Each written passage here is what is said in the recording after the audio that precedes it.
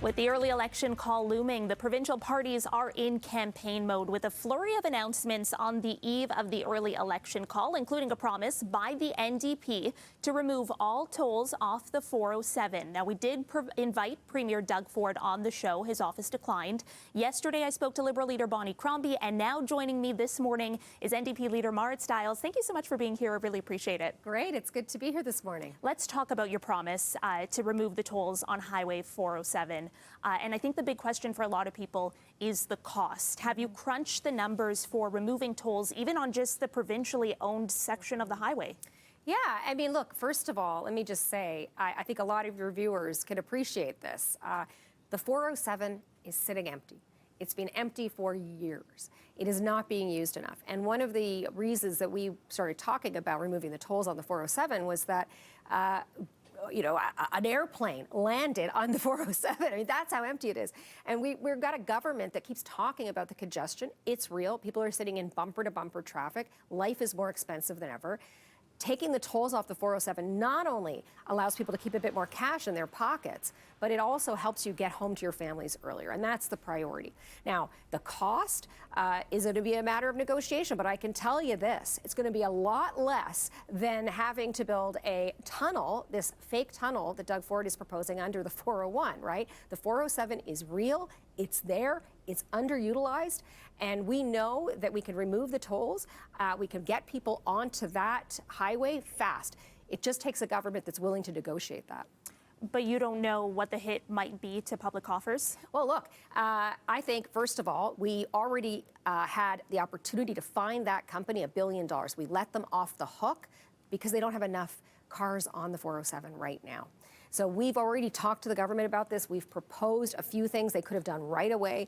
For example, getting trucks onto the 407 now would immediately relieve some of the traffic on the 401. We're proposing that we do that on day one when we take government. We know we can get that done quickly.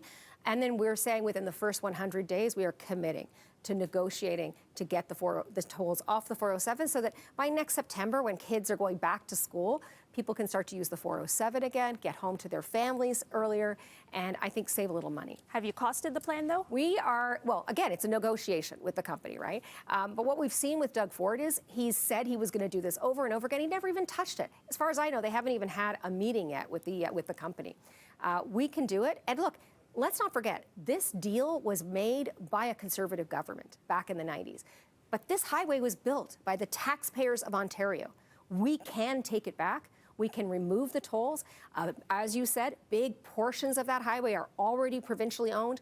We can control that piece of it immediately.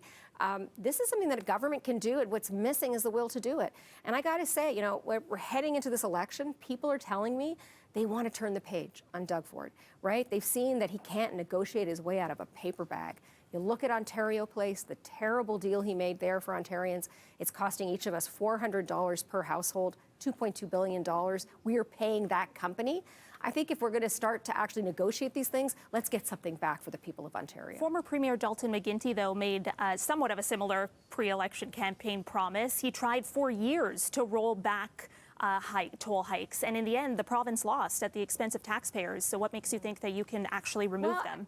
First of all, I think that this is the time to do it, right? I think, first of all, again, you have to have a government that really believes that highway should never have been sold in the first place. I believe that. The NDP believes that. We are running to form government here. I know how to negotiate. I've bargained and negotiated better work wages and working conditions for many, many workers here in the province of Ontario with big American multinational corporations in the past. And I intend to do the same thing for folks here. And I think sometimes it is just having the will to actually get it done. This is the moment. People need this. Life is so expensive right now. And I'm really tired, like so many Ontarians are, of promises that are made to build transit and highways and this fake tunnel under the 401. Nothing ever actually is built by this government. We need to get things done, and we have a highway sitting right there. What's missing is the will to get it done. And while I take your point and, all the shortcomings that you've just listed, polls are showing, if anything, a tightening race between the Liberals and the Conservatives. Most of them still have the NDP in third place. Why do you think your party is failing to punch through? Well, look, first of all, I'm in this to form government. And we are ready to take on this government in this election. Doug Ford's called this early election, this snap election in the middle of the winter. Nobody wants it. It's going to cost hundreds of millions of dollars.